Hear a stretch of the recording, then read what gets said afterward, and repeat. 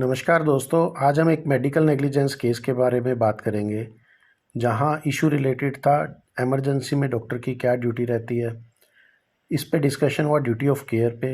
Recently national commission ने 12 जून को इस पे अपना फाइनल वर्डिक्ट दिया है। कंप्लेनर ने क्या कहा? उसने कहा, मेरे हस्बैंड जो 40 साल के थे, 7/7/2016 को ओपोनेंट 1 के हॉस्पिटल में गए, जिसमें उनको चेस्ट में पेन था और हाथ में पेन जा रहा था, लगभग शाम को 8:30 बजे। डॉक्टर ने ईसीजी की, एक्सरे किया, 2 इंजेक्शन लगाए। उसके बाद ईसीजी को एग्ज़ामिन करने के लिए दूसरे डॉक्टर को बुलाया। उन्होंने कहा ईसीजी नॉर्मल है और हमें कहा कि आप घर जाओ, ओपीडी नेक्स्ट डे आना। लेकिन पेन इतना ज़्यादा था, हमने उनसे रिक्वेस्ट की कि आप एडमिट कर लो। उन्होंने टोटली रिफ्यूज़ कर दिया, कह दिया कि आईसीयू में बेड ही नहीं है। हमारे वहीं पे रहने पे बार-बार हम रिक्वेस्ट करते रहे। फाइनली उन्होंने ट्रोपटी कंडक्ट किया, वो भी पॉजिटिव आया। उसके बाद उन्होंने हमें ऑक्सीजन भी नहीं दी, जो उन्होंने मेडिकल एथिक्स को वॉयलेट किया। फिर भी पेशेंट की कंडीशन और ज़्यादा डिटीरियोरेट होती हुई फाइनली पेशेंट जो था 10:55 पे एक्सपायर हो गया। इन्होंने लाइफ सेविंग ड्रग भी नहीं दी, इकोस्प्रिन जो हम देते हैं एमआई के केसेस में। तो इन्होंने कहा नेग्लिजेंट है और इन्होंने कंपनसेशन मांगी लगभग 3.25 करोड़। डिफेंस में डॉक्टर ने कहा कि इमीडिएटली जब भी हमने पेशेंट को देखा और आते ही देखते ईसीजी की, पेशेंट को इमीडिएटली बता दिया कि उसको एमआई है और उसको बताया कि आईसीयू में बेड नहीं है, तो यहाँ पे आपको एडमिट करना इज़ ऑलमोस्ट इम्पॉसिबल। इमीडिएटली हमने ऑक्सीजन दी और आईवी फ्लूइड भी दिया। पेशेंट को हमने बार बार समझाया कि तू दूसरे अस्पताल चला जा, लेकिन वो मना करता रहा। बाद में हमारे लिमिटेड रिसोर्सेज के साथ हमने उसको मेडिसिन वार्ड में शिफ्ट किया। हम जो कुछ कर सकते थे हमने किया, but ultimately patient died. Death जो हुई है वो पेशेंट के अटेंडेंट जो वेस्टेज ऑफ टाइम किया उसके कारण हुई है। इकोस्प्रिन और कोपिडिजल हमने हाथों हाथ दे दी थी जैसे ही पेशेंट आया, और यह सर्विस फ्री ऑफ चार्ज दी गई थी चैरिटेबल हॉस्पिटल में, तो पेशेंट कंज्यूमर ही नहीं बनता। ड्यूरिंग ट्रायल बहुत से क्रॉस क्वेश्चंस हुए। कुछ इश्यूज कंप्लेनर ने रेज किए, वो इस तरीके थे। इन्होंने बहुत से बिल प्रोड्यूस किए। कहते आप कह रहे हैं इकोस्प्रिन और क्लोपिडोजल दी है, अगर वो दी है तो बाकी बिल्स में जैसे आपने दवाइयाँ मंगाई तो वो क्यों नहीं मंगाई? तो किसी भी बिल में इकोस्प्रिन और क्लोपिडोजल नहीं था। कार्डियोलॉजिस्ट इन्फॉर्म हुआ लगभग 10:30 पे, लेकिन वेस्ट बंगाल मेडिकल कमीशन ने कहा कि कोई मेडिकल नेग्लिजेंस नहीं है। तो उसको भी चैलेंज किया कि अगर कार्डियोलॉजिस्ट को इतना लेट क्यों इन्फॉर्म किया।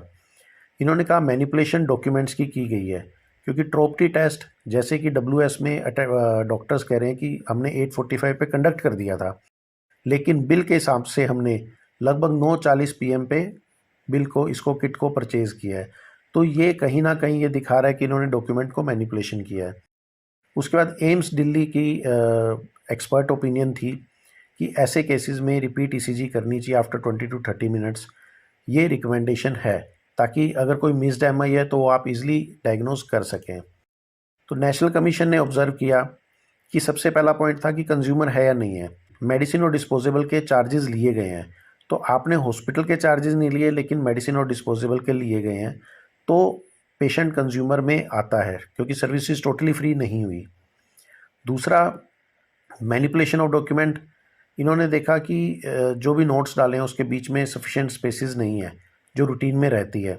तो कहीं ना कहीं इन्होंने ये माना कि हो सकता है आपने बीच में बाद में और भी बहुत से पॉइंट लिखे हों, क्योंकि ये इजीली प्रूव हो रहा है कि जो टेस्ट किट थी ट्रोपटी की वो बाद में परचेज की गई है, लेकिन आप जवाब में कह रहे हो कि हमने पहले ही कंडक्ट कर दिया था।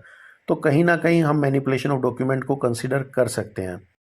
अब था नेग्लिजेंस है डॉक्टर के भी आप पे या नहीं है। तो नेशनल कमीशन ने देखा इमरजेंसी में जो डॉक्टर था ओपोनेंट 2, उसने पेशेंट को देखा और वही ऐसा डॉक्टर था जिसने इमीडिएटली मेडिकल रजिस्ट्रार यानी ओपोनेंट 4 को बुला दिया, और ओपोनेंट 4 जो मेडिकल रजिस्ट्रार था उसी का ट्रीटमेंट लास्ट तक जब तक पेशेंट एक्सपायर नहीं हुआ चलता रहा। तो ओपोनेंट 2 ने कहीं भी गलती नहीं की, उसको यह कहना कि वो नेग्लिजेंट है गलत होगा। ओपोनेंट 1 चैरिटेबल हॉस्पिटल है, उसको यह कहना कि आप नेग्लिजेंस में कंपनसेशन दें सही नहीं होगा, क्योंकि वो चैरिटेबल बेसिस पे काम कर रहे हैं। अब रह गए 2 ओपोनेंट, ओपोनेंट 3 जो कार्डियोलॉजिस्ट है और ओपोनेंट 4 जो एक मेडिकल रजिस्ट्रार है। अब डब्ल्यूएस के हिसाब से इन्होंने देखा ट्रोपटी कंडक्ट किया गया है ओपोनेंट 3 जो कह रहा है 8:45 पे, लेकिन किट के हिसाब से जो किट परचेज की गई वो लेट की गई है। दूसरा, अगर ट्रोपटी इतने बजे किया गया तो आपने कार्डियोलॉजिस्ट को लगभग 1.5 घंटे बाद क्यों इन्फॉर्म किया? तो यहाँ पे कहीं ना कहीं प्रॉब्लम इन्होंने मानी और आपने ये कह दिया कि हमारा एक इल इक्विप्ड सेंटर था, मेडिकल वार्ड इल इक्विप्ड था। वो सेंस नहीं करता। अगर कार्डियोलॉजिस्ट इमीडिएटली आ जाता, चाहे बेड की अवेलेबिलिटी है या नहीं है, क्योंकि आप इकलौते कार्डियोलॉजिस्ट अवेलेबल थे, तो शायद सीन अलग होता। तो इन्होंने कहा हॉस्पिटल को हम कंसीडर नहीं करेंगे, 2 ने रेफ़र किया इसलिए वो नेग्लिजेंट नहीं है। ओपोनेंट 4 ट्रोपटी पॉजिटिव होने के बावजूद भी आपने कार्डियोलॉजिस्ट को इमीडिएटली क्यों नहीं बताया और आपने रॉन्ग टाइम एंट्री की है, तो इन्होंने ओपोनेंट 4 को नेग्लिजेंट माना। ओपोनेंट 3 को कहा कि आप अकेले कार्डियोलॉजिस्ट हैं इस हॉस्पिटल में। उस सिचुएशन में पेशेंट को टाइमली ट्रीटमेंट चाहिए था। हॉस्पिटल ने आपको इन्फॉर्म क्यों नहीं किया? अगर किया है, आप नहीं आए तो भी चीज़ गलत है और नहीं किया तो भी आपकी ड्यूटी बनती थी कि आप कार्डियोलॉजी डिपार्टमेंट संभालें। तो कहीं ना कहीं आपकी भी इसमें डेफिशिएंसी रही है। अगर आप वहाँ अवेलेबल होते टाइम पे तो शायद चीज़ें अलग होती। तो नेशनल कमीशन ने ओपोनेंट 3 को 7 लाख, कार्डियोलॉजिस्ट को और जो मेडिकल रजिस्ट्रार था उसको 3 लाख पे करने के लिए कहा। Take home message friends, ill equipped department अगर कोई डॉक्टर है तो वो भी डेफिशिएंसी मानी जाती है। जैसे यहाँ पे कार्डियोलॉजिस्ट हॉस्पिटल में अवेलेबल है, अब वो कह रहा है कि कार्डियोलॉजी डिपार्टमेंट में सामान नहीं था या मेडिकल डिपार्टमेंट में सामान नहीं था, तो this is considered as deficiency. आपकी अवेलेबिलिटी ज़रूरी है। अगर आप अवेलेबल हैं तो आपके पास वो सारा सामान होना चाहिए। जो रिटर्न स्टेटमेंट होती है जो हम कोर्ट में देते हैं, वो प्रॉपरली फ्रेम करनी चाहिए। बहुत बार टाइम फ्रेम को इग्नोर कर दिया जाता है या हम टाइम के फैक्ट्स डालते हैं, तो उन फैक्ट्स को आपके इशूड बिल से, आपके स्टेटमेंट से, जो आपके नोट्स डली हुई है, उनके अकॉर्डिंगली हमेशा मैच होना चाहिए। इमरजेंसी में कई बार बेड अवेलेबल नहीं है बट डॉक्टर ने आके देख लिया और उसने रेफ़र कर दिया, तो सिचुएशन बहुत बार अलग हो जाती है। ऐसा करने से जो डॉक्टर है वो नेग्लिजेंस के चार्जेस से बच सकता है। Thank you friends.